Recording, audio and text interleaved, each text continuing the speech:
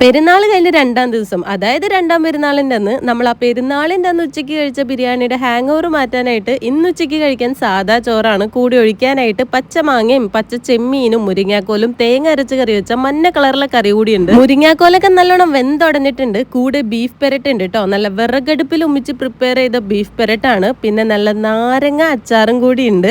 അപ്പം ഇത് മാത്രമല്ല, ഇന്ന് നമുക്ക് സ്പെഷ്യലായിട്ട് പോട്ടിക്കറിയും കൂടിയുണ്ട് കേട്ടോ. ഒരുപാട് പേർക്ക് ഇഷ്ടവും അതുപോലെ തന്നെ ഹേറ്റേഴ്സും ഉള്ളൊരു ഡിഷാണ് ഇതെന്നാണ് എൻ്റെ ഒരു ധാരണ. എന്തായാലും നിങ്ങൾക്ക് ഇഷ്ടമാണെങ്കിൽ കമൻറ്റ് ചെയ്യാൻ മറക്കരുത്.